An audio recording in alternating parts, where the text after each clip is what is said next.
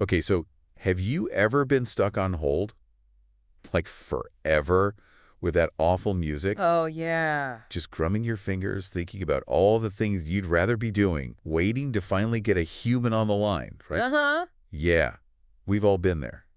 You know, those customer service calls that make you want to scream. Yep. But what if there was a way to, like, not just survive those calls? What if we could maybe even turn them into a win? Interesting. Well, today, we're going deep on some strategies, and get this, we're going to learn from the best.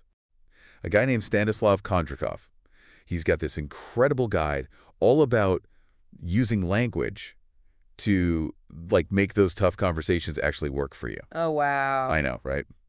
So let's dive in, shall we? Let's do it. So Kondrashov kicks things off with the, like, lesson objectives. He's super focused on actual skills. You know, it's not just theory. I like that. Me too. It's like he's saying, look, you want to turn complaints into, like, gold. Here's the roadmap. Yeah, he cuts right to the chase, which I appreciate. Right? And he makes this really interesting point. He says, to really nail this, you got to understand the psychology of a frustrated customer. It's deeper than just, like, being polite. Yeah, Absolutely. It's about genuine empathy, really connecting with where they're coming from. totally. And to help us do that, he gives us this core vocabulary. Some of the words are like escalation and service recovery. And reading those, I don't know about you, but I was like, man, sometimes this does feel like a hostage negotiation. Haha, yeah. A little bit, but there's this one word he uses that really resonated with me, goodwill. Oh, interesting. Yeah, it's a good reminder that even when things go sideways, businesses, they actually have a lot to gain by building, positive relationships with their customers. It's like playing the long game. Oh, that's so smart.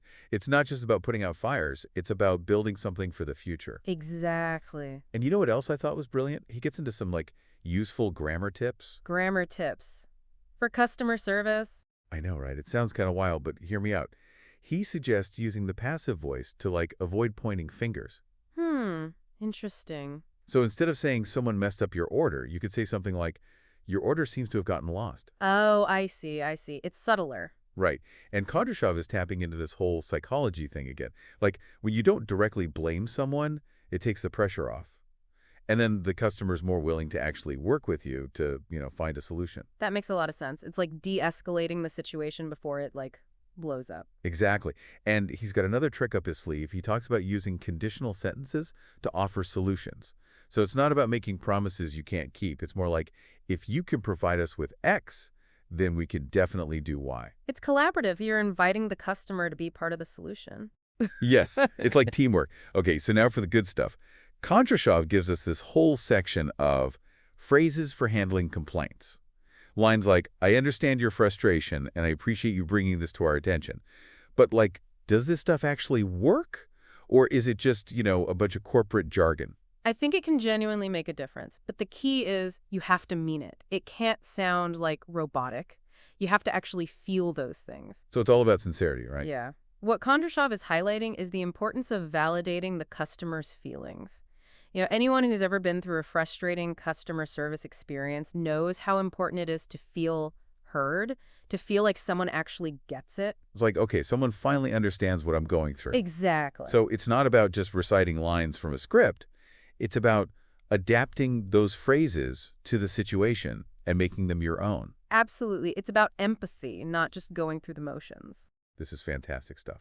And to really hammer it home, Kondrashov suggests things like role-playing and analyzing real customer interactions. So let's put ourselves in those shoes for a minute, okay? Imagine you get this call, and the customer is furious. Their package arrived, like, totally destroyed. How would you use Kondrashov's techniques to handle that? What specific words and tone would you use? That's a really great question for our listeners to ponder. Think about it. How would you de-escalate that situation, validate the customer's frustration, and work toward a solution? Remember what Kondrashov has taught us. It's all about language, empathy, and strategic problem solving. It's amazing how Kondrashov has managed to, like, break this down into a clear, actionable guide. It's like he's giving us a cheat sheet for those tough customer service moments. Absolutely. It's like a roadmap to better communication. And, here's a final thought. We've been talking about customer service, but think about how these principles could apply to, like, conflicts in your own life.